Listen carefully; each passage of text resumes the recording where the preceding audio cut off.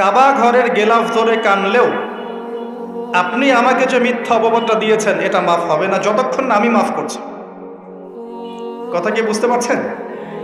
মনে করেন আপনি আমাকে মিথ্যা একটা অপবাদ দিয়েছেন এবং ধুয়ে রেখে দিয়েছেন একদম মিথ্যা অপবাদ দিয়ে। যতক্ষণ আমি আপনাকে মাফ না করছি, কাবা ঘরে গিয়ে গেলাফ ধরে কান্নাকাটি করলো এই পাপ মাফ হবে না ইনশাআল্লাহ। এই অবস্থায় মৌত হলে কি হবে? পরকালে দেখবেন আমি দাঁড়িয়ে আছি আপনার জন্য। আপনার হিসেব হচ্ছে, হিসেব শেষ।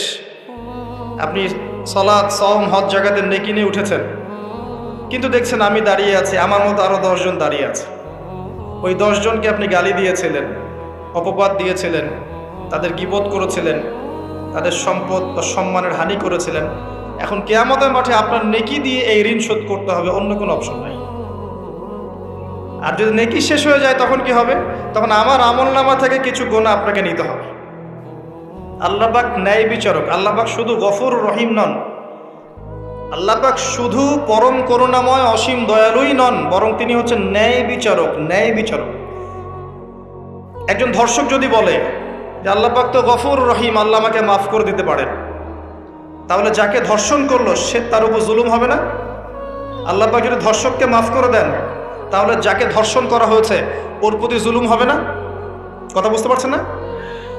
মনে করেন আপনি নাউজুবিল্লাহ কারো সম্পদ আত্মসাৎ করেছেন, এখন আল্লাহ যদি আপনাকে মাফ করে দেন, তাহলে এই যে যার সম্পদ আপনি আত্মসাৎ করেছেন এর উপরে জুলুম করা হচ্ছে না? আল্লাহ পাক কি জুলুম করবেন? এক জাররা পরিমাণ করবেন না। কিয়ামতের মাঠে নেকি দিয়ে তার এই ঋণ শোধ করতে হবে, অথবা তার গোনা আপনার কাঁধে নিয়ে জাহান্নামের পথে যেতেও হতে পারে। আল্লাহ পাক হেফাজত। কাউকে অপবাদ দিয়েছি, কারো সম্মানহানি করেছি, কাউকে মিথ্যা অপবাদ দিয়েছি, কারো প্রতি হিংসা করেছি, বিদ্বেষ রেখেছি, কারো সম্পদ আত্মসাৎ করেছি, কারো জিনিস চুরি করেছি, ছিনতাই করেছি বা ডাকাতি করেছি, বা কারো সম্পদ আত্মসাৎ করে নিজের পেটে ভরেছি, প্রতিবেশীর জমি মেরে দিয়েছি, ওই দুই প্রতিবেশী চাষের জমি জোর করে জবরদখল করেছি। এক কথায় মানুষের সম্মান, জান মালের সাথে জড়িত যে পাপ, এই পাপ আল্লাহর কাছে মাফ হবে না। তাকওয়া কি জিনিস? আল্লাহ ভীতি। নবী সাল্লাল্লাহু আলাইহি ওয়াসাল্লাম বলছেন, আত-তাকওয়া হাহুনা। তাকওয়া হচ্ছে কলিজার মধ্যে, কলবের মধ্যে। আমার দাড়ি, টুপি, জুব্বা, পাগড়ি থাকতে পারে, কিন্তু আমার কলবে কতটুকু তাকওয়া আছে এটা আল্লাহ ছাড়া কেউ জানে না। তাকওয়া সম্পূর্ণ আল্লাহ জানেন একজন ব্যক্তির মধ্যে কতটুকু তাকওয়া আছে। অনেক সময় বাহ্যিক চোখে মনে হতে পারে এই ভাইটা ইসলামিক পোশাক পরে নাই, দাড়ি আমার চেয়ে একটু ছোট,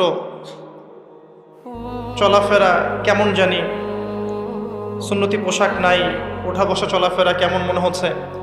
কিন্তু কে জানে যে তার মনের মধ্যে এমন তাকওয়া থাকতে পারে যার কারণে সে আমার চেয়ে বেশি সম্মানিত হতে পারে না? আবার অনেক সময় মনে হতে পারে যে আমি এইসব চেয়ারে বসে আছি, বড় বড় ওয়াজ করছি, নসিহত করছি, অনেক বড় বড় কথা বলছি, কোরআন এবং সুন্নাহর সামাজিক কথা বলছি, পলিটিক্যাল কথা বলছি, কোরআন সুন্নাহ থেকে কথা বলছি, দেখে মনে হচ্ছে আমার পুরো দেহটা তাকওয়ায় ভরপুর। এমন হতেও পারে যে আমার চেয়ে আপনার তাকওয়া বেশি আছে। কে জানে এটা? শুধু আল্লাহ জানেন। এবং এই তাকওয়াই হচ্ছে আল্লাহর কাছে সম্মান পাওয়ার একমাত্র মানদণ্ড। তাই এখানে একটা নসিহত হচ্ছে, আল্লাহর কাছে নিরপরাধ থাকার চেষ্টা করেন, মানুষের কাছে না। আল্লাহর কাছে ফেয়ার থাকেন, আল্লাহর কাছে আপনি নিষ্পাপ থাকার চেষ্টা করেন, মানুষের কাছে না। আল্লাহর কাছে ভালো হন, দেখবেন আল্লাহ রাব্বুল আলামিন মানুষের মনের মধ্যে আপনার জন্য ভালোবাসা সৃষ্টি করে দিবেন।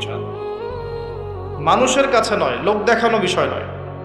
লোক দেখানো বিষয়টাকে রিয়া বলা হয়, এটা একটা গোপন শিরক। তাকওয়াই একমাত্র মানদণ্ড যা আল্লাহর কাছে সম্মানের মানদণ্ড হিসেবে গৃহীত। বংশ, ভাষা, দেশ বা জাতি বা বর্ণ, রক্ত, এগুলো তাকওয়ার মানদণ্ড নয়। এগুলো আল্লাহর কাছে সম্মানের মানদণ্ড নয়। এটাকে ভালো করে আমাদেরকে বুঝতে হবে। আর সেই ব্যক্তি মুত্তাকি নিঃসন্দেহে, যে আল্লাহকে ভয় করে, আল্লাহর আদেশগুলোকে মেনে চলে, আল্লাহর নিষেধগুলোকে বর্জন করে, নবী সাল্লাল্লাহু আলাইহি ওয়াসাল্লামের তরিকা মতো চলে, কোরআন এবং সুন্নাহর আলোকে জীবন গড়ে, ইনশাআল্লাহ আমরা বলতে পারি এই ব্যক্তি মুত্তাকি। তারপরেও এই ব্যক্তি চূড়ান্তভাবে জান্নাতে যাবে কি যাবে না এই কথা আল্লাহ ছাড়া কেউ বলতে পারেন? পারেন। আসেন, উমর রাদিয়াল্লাহু আনহু একজন সাহাবীকে বলছেন, আপনি কি আমাকে বলতে পারেন তাকওয়া কাকে বলে? উমর রাদিয়াল্লাহু আনহুকে বলা হচ্ছে, হে আমিরুল মুমিনিন, আপনি কি কখনো কাটা বিছানো পথে হেঁটেছেন? উমর রাদিয়াল্লাহু আনহু বলছেন, হ্যাঁ হেঁটেছে। কিভাবে হেঁটেছেন? আমরা সতর্কতার সাথে পা ফেলেছি। ওই সাহাবী বলছেন, এটাই হচ্ছে তাকওয়ার উদাহরণ। জীবনে চলার পথে আপনার সামনে শিরিকের টোপ থাকতে পারে, বেদায়াতের টোপ থাকতে পারে, হারাম রিজিকের টোপ থাকতে পারে, জেনার টোপ থাকতে পারে, সুদের টোপ থাকতে পারে, অনেক রকম টোপ কাটা আপনার পথে থাকতে পারে।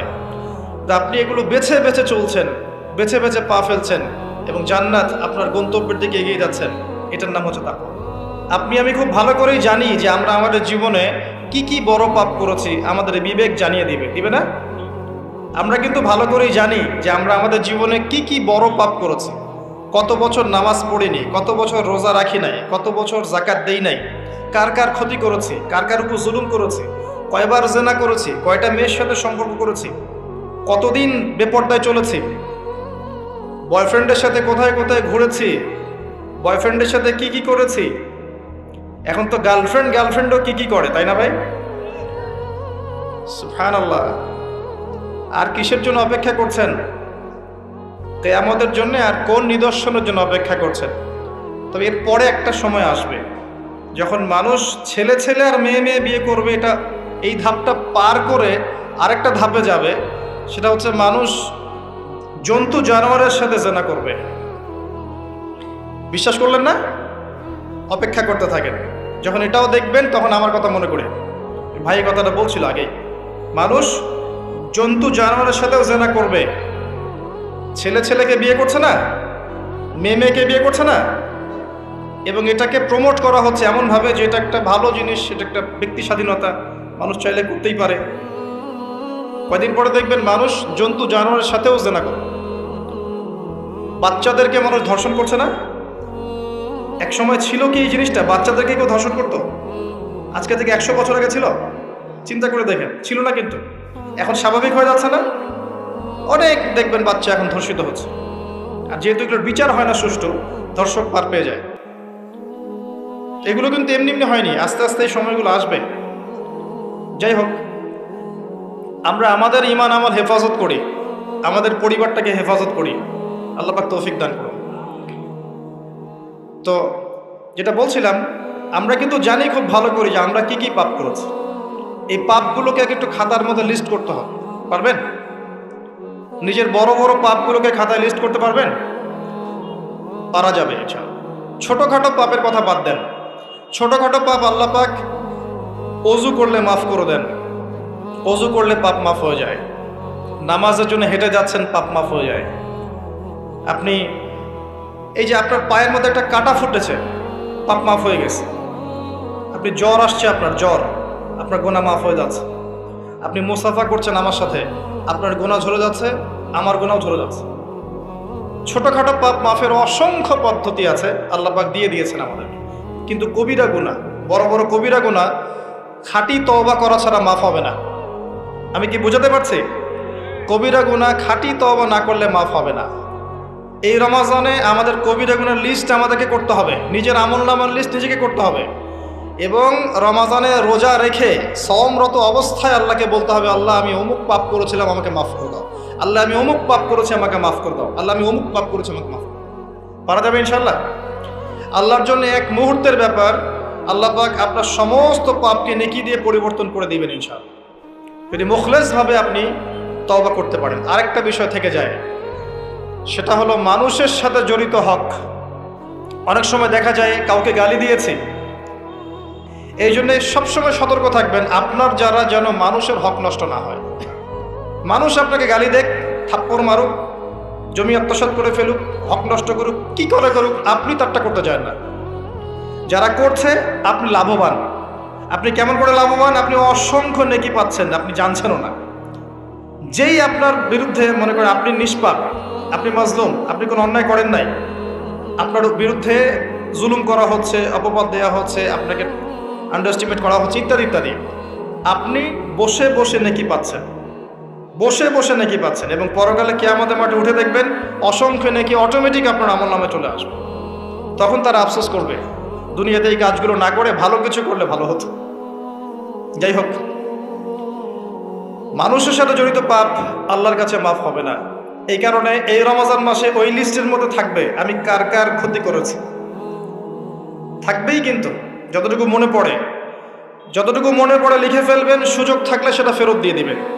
যদি সুযোগ না থাকে ক্ষমা চেয়ে নেবেন, যদি সেই সুযোগও না থাকে তার পরিবারের কাছে ক্ষমা চেয়ে নেবেন, যদি সেই সুযোগও না থাকে তার পক্ষ থেকে সদকা করে দিয়ে পারা যাবে ইনশাল্লাহ। সেই সুযোগও নাই, তাহলে হাতটা তুলে তার জন্য দোয়া করবেন, আল্লাহ আমি আমার অমুক ভাইকে মিথ্যা অপবাদ দিয়েছিলাম, আল্লাহ তুমি তাকে মাফ করে দিও। আশা করা যায় আপনার গুনাহ আল্লাহ মাফ করে দিবেন ইনশাআল্লাহ। আসুন, রমজানের প্রথম কাজ এইটা, গুনার লিস্ট করা। একটু ধৈর্য ধরে বসেন, আমি অনেক ক্লান্ত, অনেক লম্বা সফর করে আসছি, এই জন্য আস্তে আস্তে কথা বলছি আর কি। তবে ইনশাআল্লাহ আজকে আমরা রমজানটাকে কিভাবে কাটাবো এবং কোরআনময় করে কিভাবে কাটাবো কিছু উপকারী কথা আপনাকে বলবো ইনশাআল্লাহ তাআলা। আল্লাহ পাক আমাদেরকে আমল করার তৌফিক দান করুন। প্রথম কাজ পাপের লিস্ট করা, তারপরের কাজ হচ্ছে তওবা করা। রমজানে আমরা তওবা করব যে আল্লাহ পাক আমি দুনিয়াতে যত পাপ করেছি, জানা অজানা, ছোট বড়, প্রকাশ্য গোপন, যত পাপ করেছি, যা আমি জানি যা আমি জানি না, যা তুমি আমার চেয়ে ভালো জানো, আল্লাহ মাফ করো। পারা যাবে ইনশাআল্লাহ? খালি বলতে হবে আস্তাগফিরুল্লাহাল্লাযী লা ইলাহা ইল্লা হুয়াল হাইয়ুল কাইয়্যুম ওয়া আতুবু ইলাইহি, এটা পড়বেন। অথবা আল্লাহুম্মা আনতা রাব্বী লা ইলাহা ইল্লা আনতা খালাকতানি আনা আবদুক ওয়া আনা আলা আহদিক ওয়া ওয়া'দিকা মাস্তাতা'ত আউযু বিকা মিন শাররি মা সানা'ত আবুউ লাক বিনি'মাতিকা আলাইয়া ওয়া আবুউ বিযানবি ফাগফিরলি ফাইন্নাহু লা ইয়াগফিরু যুনুবা ইল্লা আনতা। পারা যাবে ইনশাআল্লাহ? হিসনুল মুসলিম, গুগল প্লে স্টোরে যান, একটা অ্যাপস আছে হিসনুল মুসলিম, একটা বই আছে, এটা কিনেন, সমস্ত দোয়া এখানে দেয়া আছে, দেখবেন আর পড়বেন, পকেটের মধ্যে রাখবেন, দেখবেন, পড়বেন। পড়া যাবে ইনশাআল্লাহ? ইনশাআল্লাহ। এরপরে তওবার পরে কি? তওবার পরে রমজান মাসের বাজার আগে করব। এখন শাবান মাস চলছে, হাতে যতটুকু টাকা পয়সা আছে বা জমানো কিছু টাকা তো আছে, এখান থেকে আপনি রমজান মাসের বাজার করবেন। রমজান মাসে আপনি বেশি বেশি বাজারে যাবেন না, ওই মাসে যেটা আর্ন করবেন সেটা জমিয়ে রাখবেন, সমস্যা নাই।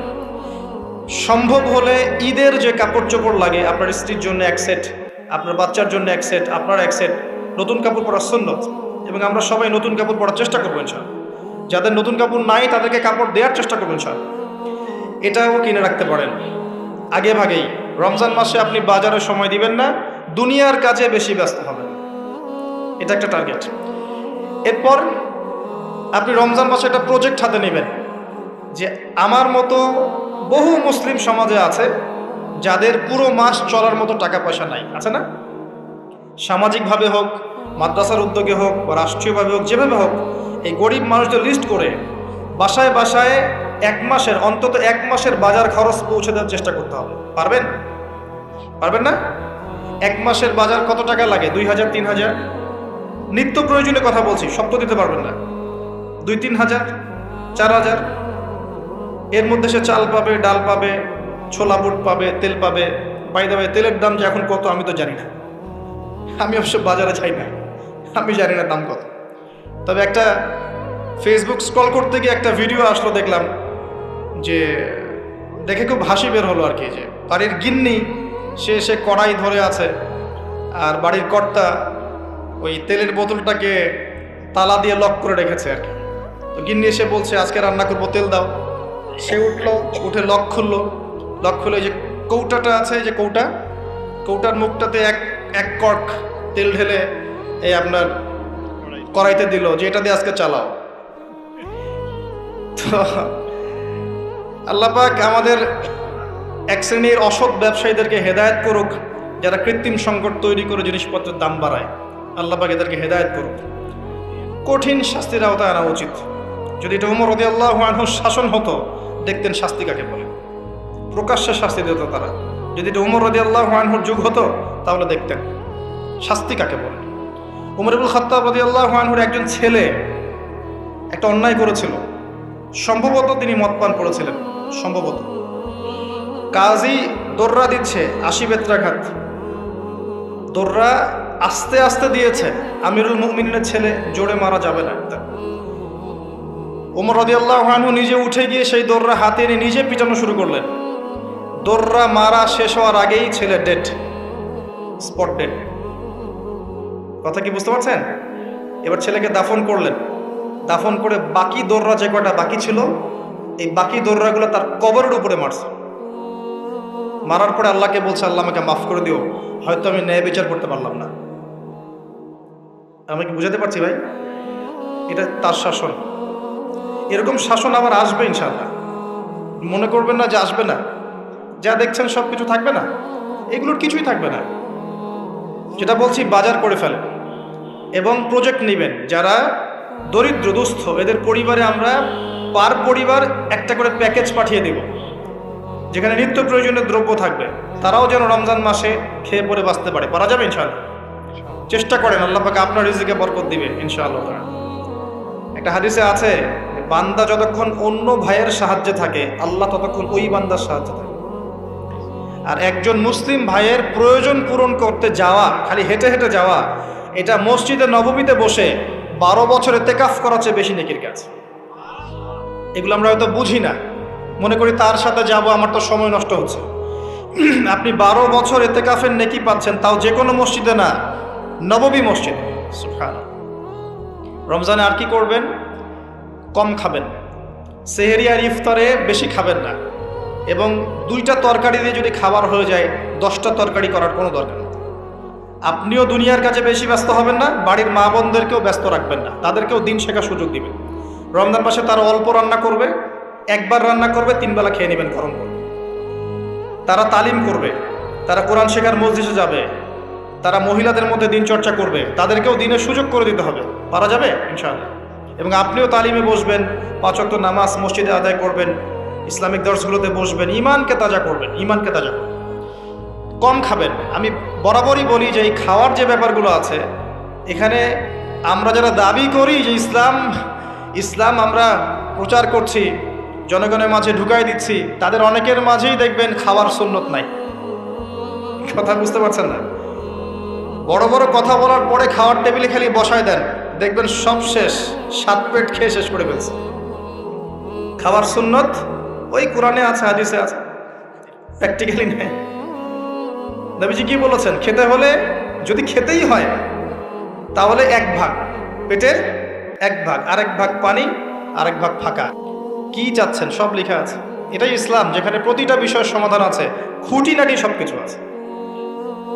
আমরা অমুসলিম ভাই বোনদেরকে অনুরোধ করব, জীবনটাকে নিয়ে ভাবুন এবং কোরআন সুন্নাহকে একবার নিরপেক্ষভাবে পড়াশোনা করেন। এরপর যদি আপনার মনে হয় মন থেকে, হ্যাঁ, কোরআন এবং সুন্নাহয় সব কিছুর সমাধান আছে, নিঃসন্দেহে এটা এক আল্লাহর পক্ষ থেকে মনোনীত দিন, আর দেরি করবেন না, ইসলাম কবুল করে ফেলুন। আল্লাহ পাক তৌফিক দেন। বলা যায় না তাদের দ্বারা আল্লাহ পাক আমাদের চেয়ে অনেক বেশি খেদমত নিতে পারেন। আল্লাহ পাক এটা বলেছেন, ওয়া ইন তাতাওয়াল্লাউ, হে মুসলিমরা, তোমরা যদি মুখ ফিরিয়ে নাও, আল্লাহর দায়িত্ব পালন না করো, আমানতের খেয়ানত করো, ইস্তাবদিল কওমান গায়রাকুম, আল্লাহ পাক অন্য কওমকে তোমাদের জায়গায় নিয়ে আসবেন, সুম্মা লা ইয়াকুনু আমসালাকুম, তারা তোমাদের মতো অপদার্থ হবে। আসুন, রমজান একটু কম খাওয়ার অভ্যাস করেন, সেহরিতে কম, ইফতারেও কম। এমনভাবে খাবেন না যে মনে হচ্ছে এটা আপনার জীবনের শেষ খাওয়া, এইভাবে খাবেন। এবার সম রেখেছেন, সম রাখা অবস্থায় 5 ওয়াক্ত নামাজ জামাতে পড়তে হবে, প্রথম টার্গেট। পারা যাবে ইনশাআল্লাহ? 5 ওয়াক্ত নামাজ জামাতে পড়বো। সরকার বাধা দিবে? প্রশাসন বাধা দিবে? আপনার পরাশক্তির আপনাকে বোম মারবে? কিচ্ছু হবে না। আপনি আপনার দিন পালন করবেন। লাকুম দীনুকুম ওয়ালিয়া দিন, তোমাদের দিন তোমাদের, আমার দিন আমার। আপনি 5 ওয়াক্ত সালাত মসজিদে পড়ার চেষ্টা করবেন ইনশাআল্লাহ তাআলা। আর নামাজ পড়বেন রাসূল সাল্লাল্লাহু আলাইহি ওয়াসাল্লামের তরিকা মোতাবেক, তাড়াহুড়া করে 3G 4G নামাজ, রিল্যাক্সে নামাজ। ঠিক আছে ইনশাআল্লাহ? আসেন, রোজা রেখে আর কি করবেন? বেশি থেকে বেশি আল্লাহর জিকির করবেন। সুবহানাল্লাহ, আলহামদুলিল্লাহ, লা ইলাহা ইল্লাল্লাহ, আল্লাহু আকবার, সুবহানাল্লাহি ওয়া বিহামদিহি, সুবহানাল্লাহিল আযীম, লা ইলাহা ইল্লাল্লাহ ওয়াহদাহু লা শারীকা লাহ, লাহুল মুলকু ওয়া লাহুল হামদু ওয়া হুয়া আলা কুল্লি শাইইন কাদির, লা হাওলা ওয়া লা কুওয়াতা ইল্লা বিল্লাহ ইত্যাদি। যত জিকির আছে বেশি থেকে বেশি করবেন। মানুষের সাথে কথা কম বলবেন। অহেতুক চায়ের দোকানে আড্ডা পিটাবেন না, অহেতুক পাবজি নিয়ে পড়ে থাকবেন না, অহেতুক ফেসবুকে স্ক্রল করে সময় নষ্ট করবেন না, অহেতুক ইউটিউবে পড়ে থাকবেন না। আপনি জিকিরে সময় দিবেন, জায়নামাজে বসে থাকবেন, জিকিরে সময় দিবেন। আল্লাহ পাক তৌফিক দান করুন।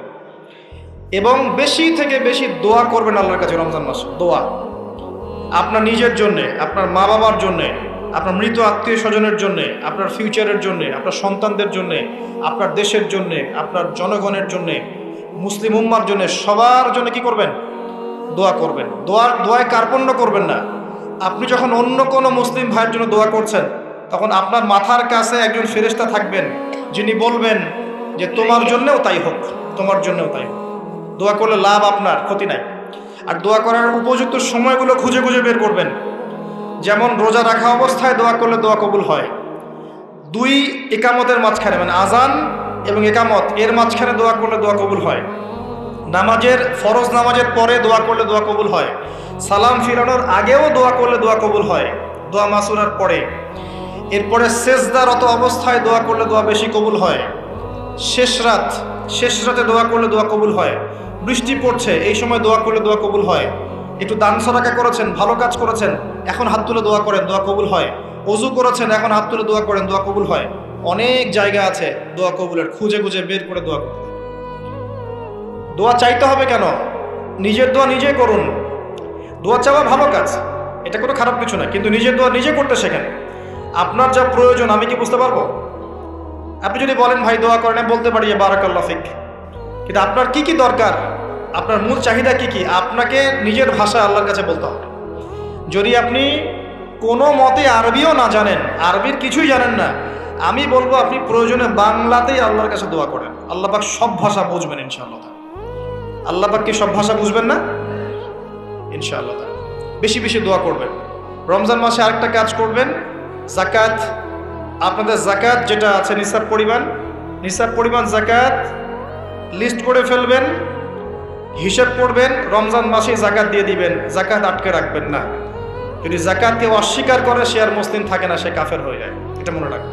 যাকাত অস্বীকার করার কোনো সুযোগ নেই। আর অলসতা করে যদি না দেন, এই যাকাত কিয়ামতের মাঠে আল্লাহ পাক এগুলোকে সোনা রূপা পরিণত করবেন, করে গলাবেন, গলিয়ে কপালে, গালে আর পিঠে লেপটে দিবেন, বলেন নাউজুবিল্লাহ।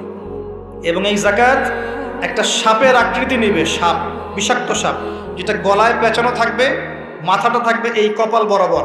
কবরের মধ্যে যখন শোয়ানো হবে, এই কপাল বরাবর এই সাপ ঠকতে থাকবে, বলবে আমি তোমার সম্পদ, আজকে 7 ভোগ করো। এটা কি আমরা চাচ্ছি? চাচ্ছি না। যাকাত দিয়ে দেন। আর যাকাত ইসলামিক অর্থনীতির ভিত্তি। যাকাত দিলেই গরিবের কাছে আপনার সম্পদ যাবে, তখন সেও খেয়ে পরে বাঁচতে পারবে। এভাবে সাম্য বজায় থাকবে। আল্লাহ আমাদের বোঝার তৌফিক দান করুন। রমজান মাসে একটা কাজ করবেন, সেটা হলো পরিবারকে সময় দিবেন, পরিবারকে টাইম দিবেন।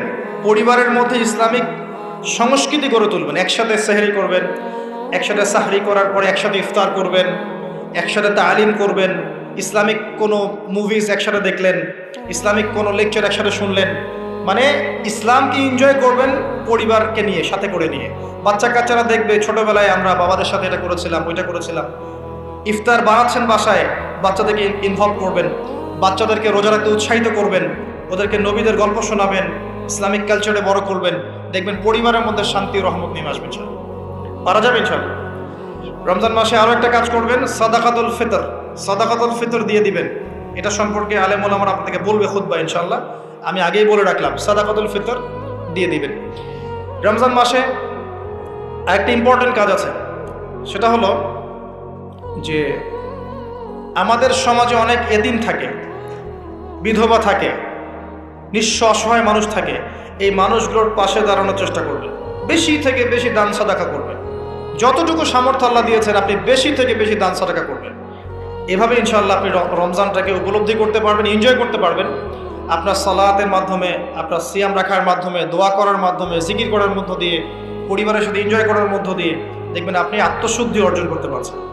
একটা কাজ, রাতের বেলা তারাবি সালাত, রাতের বেলা তারাবি মসজিদে জামাতে পড়ার চেষ্টা করবেন। এবং সবচেয়ে সুললিত কণ্ঠে যিনি তেলাওয়াত করতে পারেন তাকে ইমাম বানাবেন। নামাজটা এনজয় করা যায় যেন। রুকু করলে সেজদা পাই না এমন নামাজ দরকার নাই। আমার কথায় মন খারাপ করছেন? রুকু করলে সেজদা পাই না এমন নামাজের দরকার নাই। ধীর স্থিরভাবে নামাজ পড়েন, মধ্যম পন্থায় নামাজ পড়েন, সুললিত কণ্ঠে তেলাওয়াত করেন। মক্কার তারাবি দেখেন, মদিনার তারাবি দেখেন, অনেক সুন্দর তারাবি হয়। রাকাত সংখ্যা নিয়ে ঝগড়া করেন না। সামনে একটা ঝগড়া আসবে, 20 টাকার না 8 টাকার, তারপরে আবার ঝগড়া আসবে ঈদের তাকবীর কতটা, আর ঝগড়ার তো শেষ নাই। আস্তে আস্তে আস্তে আস্তে ইসলামের বিরোধী শক্তি যারা, তারা বিশ্বের নেতৃত্বে দেওয়ার আসনে চলে গেছে, আর আমরা আপোষে এই মারামারি কাটাকাটি ঝগড়া নিয়ে পড়ে আছে। বিশ্বাস করছেন? এই হচ্ছে বাস্তবতা। কে কার গীবত করবে, কে কাকে অপবাদ দিবে, কে কার উন্নতি দেখে টেনে নামাবে, কে কাকে হিংসা করবে, কোন দলকে কাটা ছড়াছড়ি করবে, কোন আলেমকে, কোন বক্তাকে, এগুলো চলছে সমাজে। আর ইখতিলাফি মাসআলাগুলোকে নিয়ে আমরা এতটা সময় নষ্ট করেছি, এই সময়ে ইসরায়েল 70 বছর এগিয়ে গেছে। কথা বুঝতে পারেন না মনে হয়। সামনে দেখেন কি হয়, সামনে সে বিশ্বকে নেতৃত্ব দিবে, দেখে নিয়েন। ও মুসলিমদের নাকের ডগার উপর বসে সারা বিশ্বকে নেতৃত্ব দিবে, মুসলিমরা কিচ্ছু করতে পারবে না যতক্ষণ না ইমাম মাহদী আসছেন তার আগ পর্যন্ত। ইল্লা মাশাআল্লাহ, ইল্লা মাশাআল্লাহ। যদি আল্লাহ পাক কিছু বান্দাকে খাস করে নেন সেটা আলাদা বিষয়। মানে এখনো এই পৃথিবীতে এমন কিছু বান্দা আছে যারা কশ্চিনকালেও জালেমের সামনে মাথা নত করবে না, যারা হকের উপর থাকবে, যারা ইসলামের বিরোধী শক্তিকে ছাড় দিবে না, এমন বান্দাও পৃথিবীতে আছে। তাদের কথা ভিন্ন। বেশিরভাগ মুসলিমই লাহুম কুলুবুন লা ইয়াফকাহুনা বিহা, এরকম পর্যায়ে পড়ছে। হৃদয় আছে উপলব্ধি করে না, চোখ আছে দেখে না, কান আছে শোনে না। এগুলোর ইখতিলাফ বাদ দিয়ে আপনি স্থিরভাবে নামাজের রাকাত সংখ্যা না, আপনি কোয়ালিটি বাড়াবেন। নামাজটা কত সুন্দর হচ্ছে এটা একটা ফ্যাক্ট। এবং তারাবির নামাজটাকে এনজয় করেন। খতম হবে কোরআন, আমরা কোরআনকে এনজয় করবো ইনশাআল্লাহ। এরপরেও শেষ রাত্রে আপনি চেষ্টা করেন নিজে ওঠার জন্য, পরিবারের লোকজনকে ওঠানো। আসো 2 রাকাত নামাজ পড়ি, আসো 4 রাকাত নামাজ পড়ি। সেহরি করার 1 ঘন্টা আগে ওঠা যাবে না? সেহরি করার 1টা ঘন্টা আগে উঠলেই কিন্তু আমি মিনিমাম 5-6 রাকাত, 8 রাকাত, 10 রাকাত নামাজ পড়তে পারবো। 2 রাকাত তো পারবো কমসে কম। 2 রাকাত পড়ে একটু তাসবিহ তাহলিল করে, একটু কোরআন তেলাওয়াত করে আল্লাহর কাছে হাত তুলে দোয়া করা যাবে না? ওই সময় আল্লাহ পাক প্রথম আসমানে নেমে আসেন, সুবহানাল্লাহ। এসে বলেন, কে আমাকে ডাকবে, আমি তার ডাকে সাড়া দিব। কে আছে আমার কাছে কিছু চাইবে, আমি তোমার চাওয়া পূরণ করব। কে আছো আমার কাছে ক্ষমা চাইবে, আমি তোমাকে ক্ষমা করে দেব। আল্লাহ পাক ফজর পর্যন্ত এটা বলতে থাকে। রমাদানের আর 2টা কাজ। এক হচ্ছে লাইলাতুল কদর তালাশ করবে। আর লাইলাতুল কদর তালাশ করতে হলে শেষ দশকটা ইতিকাফ করার চেষ্টা করুন। ইতিকাফ করতে পারলে আপনি লাইলাতুল কদর পেয়ে যাবেন ইনশাআল্লাহ। স্পেসিফিকলি বলা নাই 27শে রমজানই লাইলাতুল কদর হবে, স্পেসিফিকলি বলার সুযোগ নাই, মিস হতে পারে। নবীজি বলেছেন শেষ দশকের বেজর রাত 21, 23, 25, 27, 29 যে কোনো একটা রাত লাইলাতুল কদর হবে। এক রাত ইবাদত করবেন, সারা হাজার মাস ইবাদত করার নেকি পেয়ে যাবেন ইনশাআল্লাহ তাআলা। এই রাতে দোয়া করলে দোয়া কবুল হয়ে যায়। আল্লাহ পাক আমাদেরকে লাইলাতুল কদর পাওয়ার তৌফিক দান করুন, ইতিকাফ করার তৌফিক দান করুন। আরেকটা কাজ যেখান থেকে আমি আসবো, কোরআনময় রমাদানে, রমজান মাসে সবচেয়ে বড় যে কাজটা, এটা দিয়ে শেষ করছি, শোনেন। এখানে একটু সময় নিব, আমি একটু ধৈর্য ধরেন। রমজান মাসের সবচেয়ে বড় কাজ, এবং রমজান মাস যে কারণে মহামান্বিত বা মহিমান্বিত, শব্দটা হয়তো আমি ভুল বলেছি, তো সেটা হচ্ছে আল কোরআনুল কারীম। রমজান মাস সেই মাস যেই মাসে কোরআন নাজিল করা হয়েছে। কি কারণে রমজান মাসে এত ফজিলতময়? প্রশ্নটা কি একটা যৌক্তিক প্রশ্ন না? শাবান মাসে কেন এত কিছু নয়? রজব মাসে নয় কেন? রমজান মাসেই কেন? উত্তর একটা উত্তর, যে শাহরু রমাদানাল্লাযী উনজিলা ফীহিল কোরআন। রমজান সেই মাস যেই মাসে আমি কোরআন নাজিল করেছি। কি জন্য নাজিল করেছেন আল্লাহ পাক? হুদাল লিন্নাস, এটা মানব জাতির জন্য হেদায়েত, ওয়া বাইয়িনাতিন মিনাল হুদা, এবং এটা সুস্পষ্ট একটা প্রমাণ, ওয়াল ফুরকান, এবং সত্য মিথ্যার মানদণ্ড, ইলা আখিরিল আয়াত। সূরা কদরে আল্লাহ বলছেন ইন্না আনজালনাহু ফি লাইলাতুল কদর, আমি লাইলাতুল কদরে কোরআন নাজিল করেছি। আর কদর কোন মাসে? শাবানে না রজবে না রমজানে? তাহলে রমজান মাসে কোরআন নাজিল হয়েছে, প্রমাণ হলো। রমজান মাসে আল্লাহ পাক কোরআন নাজিল করেছেন কোথায়? এবার আপনাকে দেখাচ্ছি। এই যে আইয়ামে জাহিলিয়াতে। কোথায়?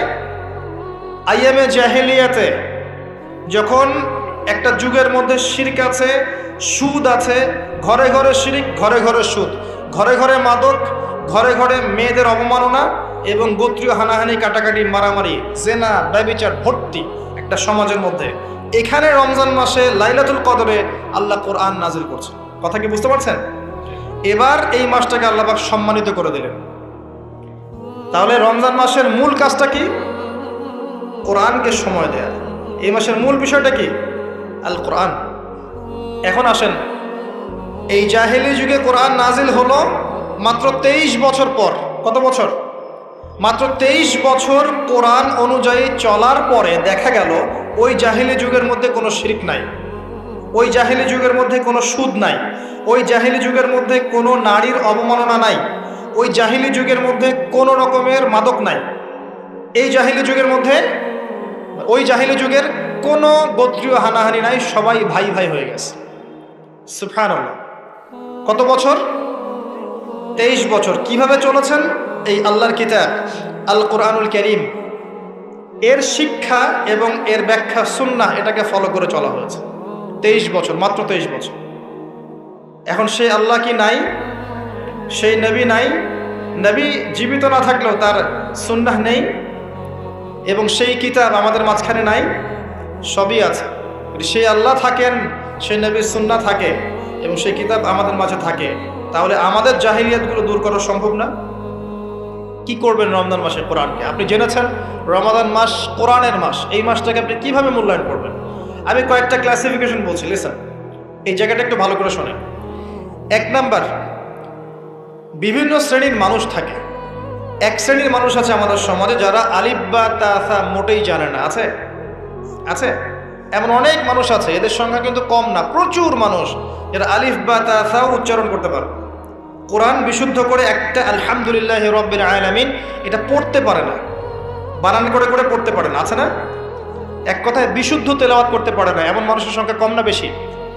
প্রচুর। তাদের জন্য এই রমজানের টার্গেট হচ্ছে তাদেরকে এই রমজানের মধ্যেই কোরআন তেলাওয়াত করা শিখতে হবে। এতটুকু পারবেন? পারবেন না? ভয় পাচ্ছেন? রমজান 1 মাস সময় লাগার কথা না, আপনার 20 দিন সময় লাগবে কোরআন তেলাওয়াত শিখতে ইনশাআল্লাহ। বিশ্বাস হচ্ছে না? হয়তো আপনি দ্রুত গতিতে পড়তে পারবেন না, কিন্তু পড়তে পারবেন। আপনি মদ মাখরাজ তাজবিদগুলো শিখতে পারবেন। এখন আপনার জন্য টার্গেট যারা কোরআন মোটেই তেলাওয়াত করতে পারেন না, এই মাসে 1 মাসের মধ্যে আপনি কোরআন তেলাওয়াত করা শিখবেন, এটাই আপনার টার্গেট। পারবেন? মনে রাখবেন, নবী সাল্লাল্লাহু আলাইহি ওয়াসাল্লাম বলেছেন ইকরাউল কোরআন, তোমরা কোরআন তেলাওয়াত করো। ফাইন্নাহু ইয়াতি ইয়াউমাল কিয়ামা শাফিআন লিআসহাবিহি, কোরআন কিয়ামতের দিন তার পাঠকারীর জন্য সুপারিশকারী হবে ইনশাআল্লাহ। খায়রুকুম মান তাআল্লামাল কোরআন ওয়া আল্লামা, তোমাদের মধ্যে সেই ব্যক্তি শ্রেষ্ঠ বা উত্তম যে নিজে কোরআন শেখে, অন্যকে শেখায়। আরো হাদিস এসেছে, নবী সাল্লাল্লাহু আলাইহি ওয়াসাল্লাম বলেছেন আল্লাযী ইয়াকরাউল কোরআন ওয়া হুয়া মাহিরুম বিহি, যে ব্যক্তি কোরআন তেলাওয়াত করে এবং তার উপরও দক্ষ হয়, মা'আস সাফারাতিল কিরামিল বাররা, সেই ব্যক্তি সম্মানিত ফেরেশতাদের সাথে হাসর করবে ইনশাআল্লাহ। ওয়াল্লাযী ইয়াকরাউল কোরআন ওয়া ইয়াতাতা'তাউ ফিহি, আর যে ব্যক্তি কোরআন তেলাওয়াত করে কিন্তু করতে গিয়ে আটকে যায়, ওয়া হুয়া আলাইহি শাক, এটা তার জন্য কষ্টকর হয়, ফালাহু আজরান, তার জন্য ডাবল পুরস্কার আছে। একটা হাদিসে, তিরমিজির হাদিসে নবীজি বলেছেন যে মান ক্বারা হারফাম মিন কিতাবিল্লাহি ফালাহু হাসানা, যে ব্যক্তি একটা হরফ পড়বে আল্লাহর কিতাবের, আলিফ লাম মিম, লা আকুলু আলিফ লাম মিম হারফুন, নবীজি বলছেন আমি বলছি না যে আলিফ লাম মিম তিনটা মিলে একটা হরফ, বাল আলিফুন হরফ ওয়া লামুন হরফ ওয়া মিমুন হরফ, আলিফ একটা হরফ, লাম একটা হরফ, মিম একটা হরফ, প্রত্যেকটা হরফে তার 10টা করে নেকি হবে ইনশাআল্লাহ। আল হাসানাতু বিআশরি আমসালিহা, একটা নেকিকে 10 দিয়ে গুণ করা হবে। আর রমজান মাসে যে কোনো নেক আমল 70 গুণ বাড়িয়ে দেওয়া হয়। আল্লাহ চাইলে 700 গুণ বাড়াতে পারেন, আল্লাহ চাইলে অপরিসীম বাড়াতে পারেন। আল্লাহ পাক কবুল করুন। তিলাওয়াত করবেন, তিলাওয়াত শিখবেন। তো যাদের কোরআন তেলাওয়াত করার যোগ্যতা নেই, এই মাসে কি টার্গেট দিলাম ভাই? এই মাসে আপনি ন্যূনতম টার্গেট জাস্ট কোরআন তেলাওয়াত শিখবেন। পারবেন ইনশাআল্লাহ? অনেকের মধ্যে কনফিউশন আছে না, আমারটা হচ্ছে কি হচ্ছে না, আছে না, সঠিক হচ্ছে কি হচ্ছে না। আপনিও এই টার্গেটে থাকেন, আপনি এই মাসে কোরআন আবার তেলাওয়াত করা শিখবেন। কিভাবে শিখবেন? মাদ্রাসায় কোর্স করানো হবে, আপনি মাদ্রাসায় যাবেন। অনলাইনে যদি কোর্স করায় কেউ, অনলাইনে কোর্স করবেন, অথবা বাসায় একটা আরবি শিক্ষক নেবেন, অথবা মসজিদ ভিত্তিক এই মাসব্যাপী কোরআন শিক্ষার কার্যক্রম চালু করবেন। করা যাবে ইনশাআল্লাহ। এটা উচিত রাষ্ট্র থেকে চালু করে দেয়া মাসব্যাপী কোরআন শিক্ষার কার্যক্রম। এটা করতে পারলে সবচেয়ে ভালো হতো, এদেশ থেকে যত মহামারীর ভাইরাস সব চলে যেত। বিশ্বাস করেন না? কোরআনের বরকতে সব বিপদ আপদ কেটে যেতে পারে। সূরা বনী ইসরাঈল আল্লাহ পাক বলেছেন যে ওয়াইদা ক্বরা'তাল কুরআন, হে নবী আপনি যখন কোরআন তেলাওয়াত করবেন বা করেন, জাআলনা বাইনাকা ওয়া বাইনাল্লাযীনা লা ইউমিনুনা বিল আখিরাহ হিজাবান মাসতুরা, যখন আপনি কোরআন তেলাওয়াত করেন তখন আপনার এবং ওই জগৎ, যেই জগৎটা আল্লাহ এবং পরকালে বিশ্বাস করে না, এদের মাঝখানে মানে ইমানদার এবং এর শত্রুদের মাঝখানে আমি আল্লাহ একটা অদৃশ্য পর্দা স্থাপন করে দিয়েছি। ওই দিক থেকে কোনো ক্ষতি আপনাকে স্পর্শ করতে পারবে না। যাই হোক, এটা আপনাদের টার্গেট। 2 নাম্বার, দ্বিতীয় শ্রেণীর মানুষ যারা কোরআন মাশাআল্লাহ তেলাওয়াত করতে জানেন এবং আপনার কনফিডেন্স আছে। এখানে একটা কথা বলতে ভুলে গিয়েছিলাম যে আপনাকে শয়তান 3 ভাবে বিভ্রান্ত করতে পারে। একটা হচ্ছে শয়তান কিন্তু আপনাকে বোঝাতে পারে যে আপনি অনেক জানেন, আপনার জানার দরকার নাই। এটা শয়তান আপনাকে বোঝাতে পারে। 2 নাম্বার, বোঝাতে পারে যে আপনার দ্বারা হবে না, আপনি পারবেন না। আমার কথাটা মনে রাখেন। 3 নাম্বার, বোঝাতে পারে যে আমার অনেক সময় পড়ে আছে, পরে শিখে নেবে, এত তাড়াহুড়োর কি আছে। এই 3টা অস্ত্র শয়তানের বড় বড়। আরেকটা অস্ত্র আছে 4 নাম্বার, সেটা হলো শিখতে গিয়ে দেখবেন শয়তান ওয়াসওয়াসা দিবে, এই টিচার ভালো না, ওস্তাদ ভালো না। এটা একটা ওয়াসওয়াসা। উস্তাদের হাতে নিজেকে ছেড়ে দিতে হবে, তারপরে সে বুঝবে আপনাকে কোন পথে নিয়ে যেতে হবে। নবী মূসা আলাইহিস সালাম যখন এসেছিলেন খিদর আলাইহিস সালামের কাছে, হাল আত্তাবিউকা আন তুআল্লিমানি মিম্মা উল্লিমতা রুশদা, তিনি এসে বলেছেন, হে খিদর আমি কি আপনার সাথে থাকতে পারি এই শর্তে যে আল্লাহ আপনাকে যে জ্ঞান শিখিয়েছেন আমাকে শেখাবেন? তখন খিদর আলাইহিস সালাম বলছেন, ইন্নাকা লান তাসতাতিআ মা'ইয়া সাবরা, তুমি তো আমার সাথে ধৈর্য ধরতে পারবে না। ধৈর্য ধরে ওস্তাদের কাছে সুপর্দ করতে হয়, তারপরে জ্ঞান পাওয়া যাবে ইনশাআল্লাহ। এত অস্থির হলে হবে না। 2 নম্বর শ্রেণী যারা করতে পারেন তাদের জন্য নসিহত হচ্ছে, এই রমজান মাসে আপনার টার্গেট এই কিতাব আপনি একবার খতম করবেন, একবার অনলি। পারবেন? অনলি একবার। প্রত্যেক দিন আপনি 1 পারা করে পড়বেন, প্রত্যেক দিন 1 পারা, 30 দিন 30 পারা। সম্ভব? খুব কঠিন? করা যাবে না? ইনশাআল্লাহ আল্লাহ পাক তৌফিক দান করুন। আবারও বলছি, কোরআন তেলাওয়াত করলে আপনি প্রত্যেক হরফে 10 নেকি পাবেন। আপনি এই কোরআন আপনার পক্ষে সুপারিশ করবে, আপনি সম্মানিত ফেরেশতার সাথে হাসর করবেন। ইন্নাল্লাহা ইয়ারফাউ বিহাযাল কিতাবি আকওয়ামান ওয়া ইয়াদাউ বিহিল আখারিন, বহু সম্প্রদায়কে আল্লাহ পাক এই কোরআনের মাধ্যমে সম্মানিত করেন, অনেককে অপদস্থ করেন। হাফেজে কোরআনদেরকে বলা হবে, ইকরা ওয়ারতাক, তোমরা পড়ো, উঠতে থাকো। ফাইন্না মানজিলাতাক, তোমার আসন হবে, মঞ্জিল হবে, ইলা আখিরি আয়াতিন তাকরাউহা, তুমি যেখানে তেলাওয়াত করা থামবে সেখানে জান্নাতে ওই উচ্চ আসনে তোমাকে বসানো হবে। কেউ যদি 500টা আয়াত পড়ে 500 তলা বাড়ি দেওয়া হবে জান্নাতে। কেউ যদি 1000 আয়াত পড়তে পারে 1000 তলা বাড়ি দেওয়া হবে জান্নাতে ইনশাআল্লাহ তাআলা। শেষ করছি আমরা একটু। আর কিছু নেকি আছে, যেমন আপনি যদি সূরা বাকারা পড়েন আপনার ঘরের মধ্যে শয়তান আসবে না ইনশাআল্লাহ, আপনার জীবনে বরকত হবে। আপনি আয়াতুল কুরসি পড়েন প্রত্যেক ফরজ নামাজের পরে, আপনার মৃত্যু ছাড়া জান্নাতে যাওয়ার কোনো বাধা নাই। সূরা মুলক পড়েন রাতের বেলা, এটা আপনাকে কবরের আযাব থেকে বাঁচাবে। সূরা কাহফ পড়েন প্রথম 10 আয়াত শেষ 10 আয়াত, ফিতনা থেকে বাঁচাবে ইনশাআল্লাহ। সূরা ইয়াসিন পড়েন, আপনার হাজত পূর্ণ হয়ে যেতে পারে ইনশাআল্লাহ তাআলা। আপনি সূরা বাকারার শেষের আয়াতগুলো পড়েন 3টা আয়াত, সারা রাত নফল নামাজের নেকি পাবেন। অনেক ফজিলত, এটা বলে শেষ করতে পারবো না, আমি গুটিয়ে নিচ্ছি। যারা কোরআন তেলাওয়াত করতে পারেন তাদের জন্য কোরআনময় রমাদান হচ্ছে, আপনারা কোরআন 1 পারা করে পার ডে পড়বেন, একবার খতম দিবেন। পারা যাবে? আল্লাহ পাক তৌফিক দান করুন। 3 নম্বর, তারা যারা হাফেজে কোরআন তাদের টাস্ক হচ্ছে এই কোরআন রমাজান মাসে পুরোটা আবার হিফসের চর্চা করবেন। অনেক সময় ইয়াদদাশ কমে যায় না, অনেকে আমরা ভুলে যাই না। হাফেজদের প্রতি নসিহত হচ্ছে এই মাসে আপনি পুরো কোরআনটাকে আবার রিগেইন করবেন, রিভাইজ করবেন, চর্চা করবেন, আবার আগের জায়গায় ফিরিয়ে নিয়ে আসবেন। পারবেন ইনশাআল্লাহ? আল্লাহ তৌফিক দান করুন। এবং সম্ভব হলে তারাবির নামাজ পড়ান। যারা তারাবির নামাজ পড়ায় তারা সৌভাগ্যবান, তারা পুরো কোরআনটা হিফজ করার সুযোগটা পেয়ে যায়। আল্লাহ পাক তাদেরকে তৌফিক দান করুন। এখানে একটা কথা বলবো আমি 1 মিনিটে, যে ইমাম খতিব মুয়াজ্জিন যারা আছেন তাদের ভালো ভাতার ব্যবস্থা করবেন। তাদের পরিবারের ভরণ পোষণের জন্য ভালো অঙ্কের ভাতার ব্যবস্থা করবেন। সব কিছুর দাম বাড়বে, তাদের ভাতা বাড়বে না, এটা হতে পারে না। তাদের পক্ষে যদি কথা বলার কেউ না থাকে, আমি কথা বলছি তাদের জন্যে আপনি ভালো অঙ্কের ভাতার ব্যবস্থা করবেন। তাদেরকে যেন পরিবার নিয়ে টেনশন করতে না হয়। নামাজ পড়াবেন, তারাবি পড়াবেন, খুতবা দিবেন, দিনের প্রচার করবেন, আপনি তার পরিবারের দায়িত্ব নিয়ে নেবেন। পারবেন?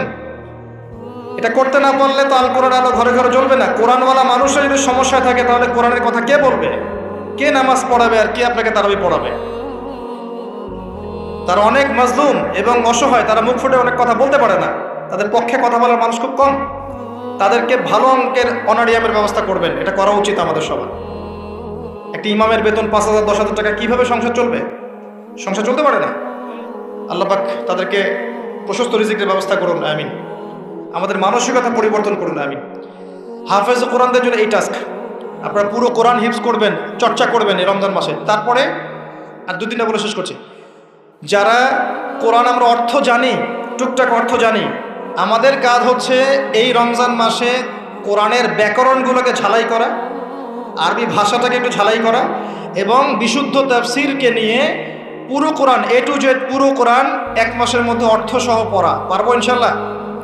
যারা আমরা অর্থসহ পড়তে আগ্রহী বা টুকটাক আরবি ব্যাকরণ ভাষা জানি, তাদের উপর দায়িত্ব হচ্ছে এই রমজান মাসে পুরো কোরআনটা অর্থসহ পড়ার চেষ্টা করা। আল্লাহ পাক আমাকে আপনাদের সবাইকে তৌফিক দান। এখানে আমি একটা সহজ কথা বলছি, শোনেন। আল কোরআনুল কারীমের মধ্যে 600টা পৃষ্ঠা আছে। কয়টা পৃষ্ঠা? এই কিতাবের মধ্যে 600 পৃষ্ঠা আছে। প্রত্যেক 20 পৃষ্ঠায় একটা করে পারা শেষ হয়, এবং প্রত্যেকটা পৃষ্ঠায় আপনি 15টা করে লাইন পাবেন। 15টা করে লাইন পাবেন। প্রত্যেকটা লাইনে আপনি গড়ে 9টা করে শব্দ পাবেন। 9টা শব্দ। কোন লাইনে 10টা থাকতে পারে, কোন লাইনে 8টা থাকতে পারে। গড়ে 10টা শব্দ, 9টা শব্দ থাকবে। এবং এক পৃষ্ঠায় 135 থেকে 140টা শব্দ থাকে। কথা কি বুঝতে পারছেন? এভাবে হিসাব করলে দেখা যায় যে এই 600 পৃষ্ঠার কিতাবের মধ্যে সব মিলিয়ে শব্দ আছে 77,800টা। কতটা? 77,800টা, অ্যাপ্রক্সিমেটলি 78,000 শব্দ। কিন্তু সুসংবাদ হচ্ছে এই সমস্ত শব্দগুলোই নতুন নতুন শব্দ নয়, বরং এই শব্দগুলো বের হয়েছে মাত্র 4,500 শব্দ থেকে। সুবহানাল্লাহ, চিন্তা করতে পারেন? মাত্র 4,500 শব্দ থেকে এই সমস্ত শব্দগুলো বের হয়েছে। এই শব্দগুলো আবার 3 ভাগে বিভক্ত। একগুলো হচ্ছে নাউন্স বা বিশেষ্য বা ইসম, একগুলো হচ্ছে ফেল বা ক্রিয়া, একগুলো আছে হরফ বা প্রিপোজিশন বা অব্যয়, এই টাইপের। এর মধ্যে মাত্র 200 থেকে 300টা মাজদার যদি আপনি জানেন, এবং একটা শব্দ থেকে অনেকগুলো শব্দ তৈরি করার এই ব্যাকরণের টেকনিকটা যদি শিখতে পারেন, আপনি ইনশাআল্লাহ তাআলা অল্প সময়ের মধ্যেই দেখবেন আল কোরআনের মিনিমাম অর্ধেক অর্থ আপনি বুঝতে পারছেন। এটা এত সহজ, আলহামদুলিল্লাহ। অনেকে বলবেন যে এটা তাকে শুনি নাই। নতুন নতুন মেথড আসছে না? FM মেথড, এই মেথড, সেই মেথড আসছে না? আরবি ভাষা নিয়েও চর্চা হয়, মেথড বের হয়। আরবি ভাষা নিয়ে, কোরআন নিয়ে অনেক গবেষণা চলছে, এবং নতুন নতুন অনেক কোর্স এবং বই লঞ্চ হচ্ছে। এগুলো ঘাটাঘাটি করেন, আপনি দেখবেন যে কোরআনটাকে আল্লাহ পাক সহজ করেছেন। আল্লাহ পাক এটাই বলেছেন, ওয়ালাকাদ ইয়াসসারনাল কোরআন লিযিকরি ফাহাল মিন মুদ্দাকির। কোরআনকে আমি বোঝার জন্য সহজ করেছি, কেউ কি আছো উপদেশ গ্রহণকারী? আপনি এই ব্যাকরণগুলো শেখেন। আমি একটা ওয়েবসাইটের নাম বলে দিচ্ছি, www.understandquran.com। দেখেন, এখানে সব ভিডিওসগুলো দেওয়া আছে। সময় নেই, এখানে দেখেন। ইংরেজি ভাষায় দেওয়া আছে, উর্দু ভাষায় দেওয়া আছে। আপনি বুঝবেন, সহজ উর্দু, সহজ ইংরেজি, আপনি পারবেন ইনশাআল্লাহ তাআলা। একটু সময় দেন, 6টা মাস, 1টা বছর সময় দেন, আপনি ইনশাআল্লাহ আল কোরআনের মিনিমাম 60 থেকে 70% অর্থ করতে পারবেন ইনশাআল্লাহ তাআলা। বাকি যেগুলো পারবেন না, সেগুলো একটু কঠিন, সেগুলো আপনাকে আরো উচ্চ লেভেলের বই পড়তে হবে, আলেম ওলামার কাছে গিয়ে পড়ে থাকতে হবে, গ্রামার শিখতে হবে, ব্যাকরণগুলো শিখতে হবে। আস্তে আস্তে আস্তে আপনি পারবেন ইনশাআল্লাহ। শুধু সূরা ফাতিহাতে যে কয়টা শব্দ আছে, 19টা 20টার মতো শব্দ থাকতে পারে। এই শব্দগুলো কোরআনে ঘুরে ঘুরে এসেছে প্রায় 7,800 বার। কতবার? 7,800 বার। এই শব্দগুলো আলহামদু, লিল্লাহি, মালিক, আর রহমান আর রহিম, ইয়াকা ওয়া না'বুদু নাস্তাইন, এই শব্দগুলো ঘুরে ঘুরে কোরআনে এসেছে প্রায় 7,800 বার। আপনি সূরা ফাতিহার অর্থ জানেন, অর্থ হচ্ছে আপনি কোরআনের 7,800টা অর্থ জানেন। মজা করে শেখেন, এনজয় করে শেখেন। দেখবেন অনেক কোর্স আছে, এগুলো ঘাটেন, আলেম ওলামার কাছে যান, কম্বাইন্ড করেন, চর্চা করেন, আপনি পারবেন ইনশাআল্লাহ। পারবেন এটা হতে পারেন, আপনি পারবেন, আপনার দ্বারাই হবে ইনশাআল্লাহ তাআলা। আল্লাহ পাক কবুল করুন। তাই যারা আমরা টুকটাক আরবি ব্যাকরণ শিখতে পারি বা জানি বা চর্চা করি, তাদের উচিত রমজান মাসে এটাকে চর্চা করা এবং শুরু থেকে শেষ পর্যন্ত অর্থটা পড়া। যেটা আপনার কাছে বিশুদ্ধ তাফসির মনে হয়, হোক মারিফুল কোরআন বা ইবনে কাসির বা জালালাইন, যেটা আপনার কাছে ভালো লাগে সেটা নেন, বা একাধিক তাফসির নেন, প্রতিদিন এক পারা করে আপনি অর্থ পড়ার চেষ্টা করেন। ইনশাআল্লাহ এক মাসে একবার কোরআনের অর্থ পড়া যাবে ইনশাআল্লাহ তাআলা। আল্লাহ পাক আমাদের সবাইকে আল কোরআনের অর্থ বোঝার তৌফিক দান করুন, আমিন। এরপরে আমরা কোরআনের আদেশ এবং নিষেধগুলোকে রমজান মাসে মানব। সমস্ত কোরআনের আদেশ মানার চেষ্টা করব। নামাজ হোক, রোজা হোক, হজ জাকাত হোক, আপনার সত্য কথা বলা, পিতামাতার খিদমত করা, প্রতিবেশীর হক, সমস্ত সৎ বিষয়গুলো আমরা করার চেষ্টা করব ইনশাআল্লাহ তাআলা। একই সাথে কোরআনে যত নিষেধ করা আছে, যত হারাম নিষেধ করা আছে, শিরিক করো না, বেদাত করো না, হারাম খেও না, চুরি করো না, সুদ খেও না, জেনা করো না ইত্যাদি, এগুলো ছেড়ে দেবো ইনশাআল্লাহ। আল্লাহ পাক তৌফিক দান করুন। এবং সর্বশেষ কথা, এই রমজান মাসকে কোরআনময় করতে হলে কোরআনের দাওয়াত আমাদের সবার ঘরে ঘরে পৌঁছাতে হবে। কোরআনের দাওয়াত কিভাবে ঘরে ঘরে পৌঁছাবেন সেটার ফিকির আপনারা করেন। মসজিদ ভিত্তিকভাবে, মাদ্রাসা